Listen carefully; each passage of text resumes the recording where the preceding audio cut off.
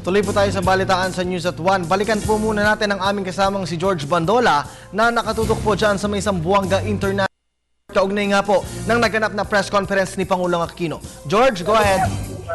Actually, katatapos-tapos lamang ng isinagawang mabilisang press briefing ng Pangulong Benigno Aquino III dito po sa mismong Zamboanga International Airport. Sa harap na rin ng nakatakdang boarding ng mga pasahero naman ng Philippine Airlines na patungo ng Metro Manila para dito sa ikalawang biyahe ng commercial flights ngayon.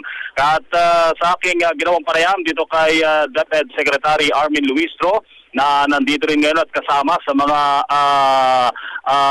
entourage ng Pangulo, ay tiniyak nito na bagamat susunod yung original at nasa ilalim ng guidelines ng DepEd na 214 school days, ay tinitiyak nito na mabilis namang makakabangon ng mga estudyante at mga guro ng Zamboanga City para makumpleto yung kanilang mga leksyon na naantala dahil na rin dito sa tensyon sa Zamboanga City.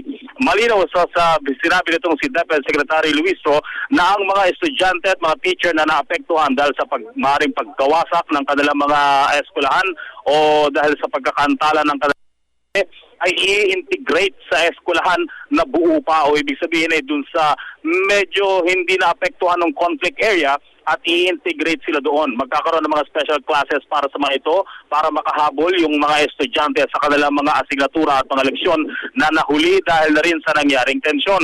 Bagamat tiniyak nitong sa Secretary Luistro na magiging buo pa rin ang impormasyon ng Education Department para sa mga estudyante at mga guro na napektuhan at patuloy nilang susuportahan, lalong-lalo na dun sa mga estudyante na nasa evacuation centers at dun sa mga eskwelahan na nagsilbing evacuation centers din ngayon. Maaaring dun na rin gawin ang mga special lectures at mga pagtuturo para sa mga naapektuhang estudyante. So ilan sa mga mahalagang impormasyon na kakibat itong patuloy na pagsubaybay ng pamahalaan para sa nangyayaring tensyon sa Zamboanga City. Para sa Telebisyon ng Bayan, George Bandola.